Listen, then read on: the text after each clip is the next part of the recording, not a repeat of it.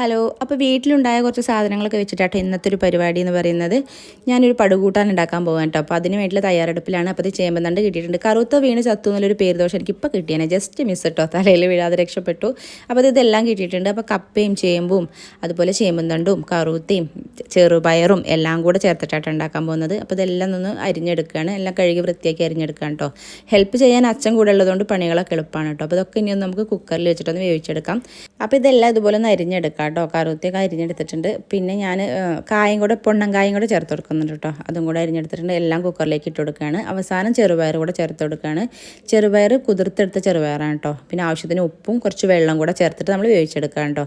അപ്പോൾ ഇത് വെന്ത് വരുമ്പോഴേക്കും ഇനി നമുക്ക് തേങ്ങ ഒന്ന് ചതച്ചെടുക്കാം. കൂട്ടത്തിൽ കുറച്ച് പച്ചമുളക്. അലങ്കോലമായ അടുക്കളയൊക്കെ അപ്പോഴേക്കും നമുക്കൊന്ന് വൃത്തിയാക്കിയിട്ട് എടുക്കാം കേട്ടോ. അപ്പോൾ അതൊക്കെ ഒന്ന് ആയി സെറ്റായിട്ടുണ്ട്. അപ്പോഴേക്കും ഇതേ നമ്മുടെ സാധനങ്ങളൊക്കെ ഇവിടെ വെന്ത് കിട്ടിയിട്ടുണ്ട്. അപ്പോൾ തേങ്ങയും പച്ചമുളകും ചേർത്ത് കൊടുക്കാം കേട്ടോ. ഇനി നല്ലപോലെ ഇളക്കി കൊടുത്തതിന് ശേഷം കുറച്ച് കറിവേപ്പിലയും കുറച്ച് വെളിച്ചെണ്ണയും കൂടെ ഒഴിച്ചിട്ട് കഴിക്കാം. അച്ഛനെ ഒന്ന് കൊടുത്തതിന് ശേഷം അച്ഛൻ മിണ്ടാതെ നിൽക്കുന്ന വേറെ ഒന്നല്ല, നല്ല പോലെ ഒന്ന് പൊള്ളിയിട്ടുണ്ട് കേട്ടോ. കുറച്ച് ആവേശം കൂടിപ്പോയതാണ്. അപ്പോൾ കഴിക്കാൻ നല്ല ടേസ്റ്റുള്ള സാധനമാണ്. അപ്പോൾ ഇത്രയേ ഉള്ളൂ. Okay, by.